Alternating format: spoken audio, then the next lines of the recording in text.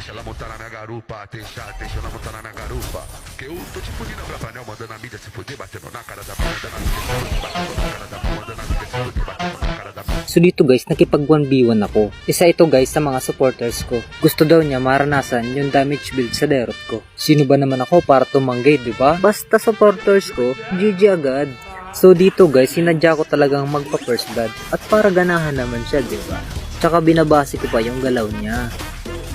So after niya akong makill, ito na ang mga sumunod na nangyari. Walang kukurap ah. Madaya. 2 hits agad.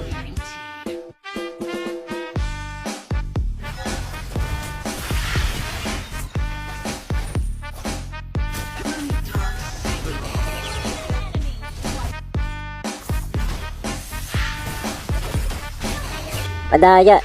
Sabi ko naman dito, hindi ah. Patas ako makipaglaban eh. Lakas. Malakas talaga yan. Tsaka depende sa item yan. 2 hit agad. Early pa lang. At kung nabasa niyo naman yung message niya, sinasabihan niya ako ng madaya daw. Kayo ang saksi guys ha. Wala akong ginagawa dito. Tulad nito, low HP yan. Papasukin ko sa toro yan.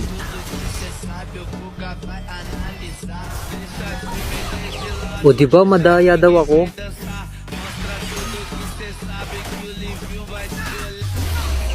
So dito lumapit siya sa akin. Akala ko mabibigyan ako at buti na lang pass hand ako. At siya pa tong nabigyan dito. O ito pa, second skill, sabay tira, step mom, boom, baldo. Sabi niya dito, lakas, ha. Eh sabi niya kasi sa akin gusto niyang maranasan yung damage build. Kaya ito pinaparanas ko sa kanya. Tulad dito, nag-frozen ako. Tapos low HP na ako. Nabigyan ko pa siya dyan, o diba? So dito naman, pinagbigyan ko na siya. Ito yung malupit, huwag niyo itong gagayahin ha.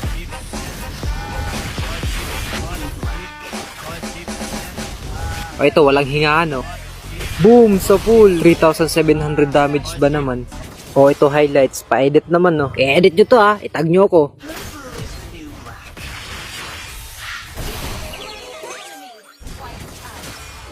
Pa-edit ng last video ha, dapat naka-mention ako dun. Wala kang starlight sa akin.